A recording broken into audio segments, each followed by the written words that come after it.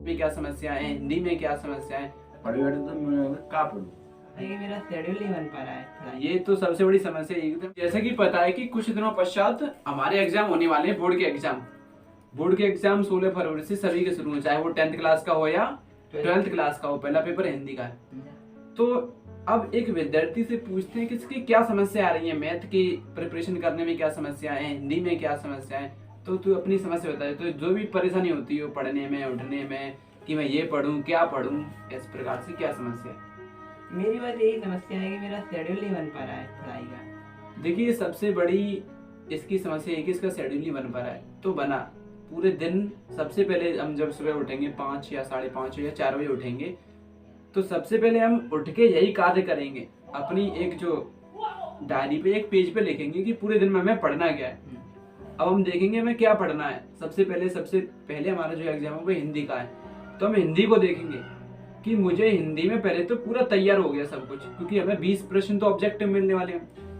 तो ऑब्जेक्टिव को तो डेली याद करना पड़ेगा, डेली याद करना पड़ेगा।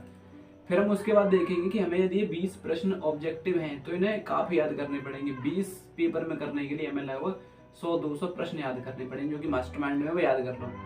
इसके अलावा हिंदी हमें ज्यादा पढ़नी पड़ेगी, क्योंकि सबसे पहले हमारा पेपर हिंदी का है। तो हिंदी कम से कम हमें प्रतिदिन 3 घंटे पढ़नी पड़ेगी। 3 घंटे हिंदी कम से कम, ज्यादा से ज्यादा हम कितनी कर सकते हैं। और हिंदी होगी, ठीक है ना, 3 घंटे हिंदी। अब हिंदी में क्या, जैसे निबंध लिखना, निबंध तो आएगा ही आएगा, प्रश्न उत्तर है हमारे या अलंकार वगैरह, ये सब पहले से याद करके रख लेंगे। जीवन परिचय याद कर लिए होंगे।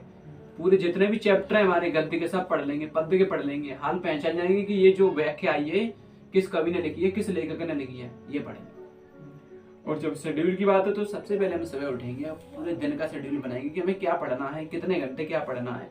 ये सुबह बनाएंगे फिक्स, फिर पूरे दिन उसी को फॉलो करेंगे कि हमने जो लिखा है क्या हमारा हो पा रहा है या नहीं।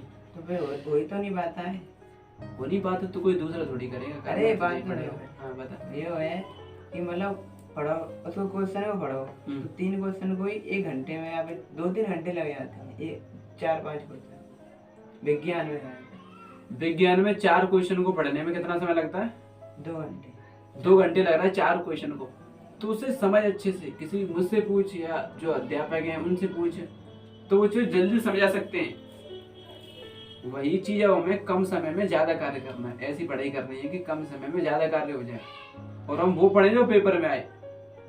सेलेक्टिव चीजें पढ़े जो हमें मास्टरमाइंड में मिल जाएंगी, सीधे सीधे वहां पे लिखी हुई है। मास्टरमाइंड में जो जो दिया गया हमें वो पढ़ना चाहिए अभी अंतिम समय में। और वो पढ़ें, और जो भी पढ़े वो याद होना चाहिए, उसको एकदम क्लियर होना चाहिए। जो भी हमने पढ़ लिया उसे लिखें, पहले तो पढ़ लिया फिर लिखें, और इससे राइटिंग भी अच्छा होगा। और हमने जो याद कर लिया वो हमें पता ही पड़ेगा कि याद हुआ है या नहीं।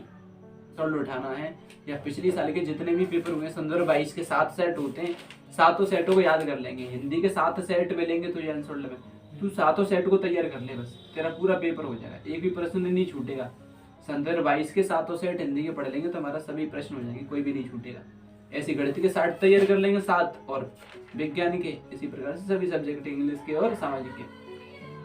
तो हमें ऐसे ही मेहनत करनी है, ना कि ऐसे ही गधा की तरह भगते रहे, पता पड़ा पेपर में कुछ हुआ ही नहीं।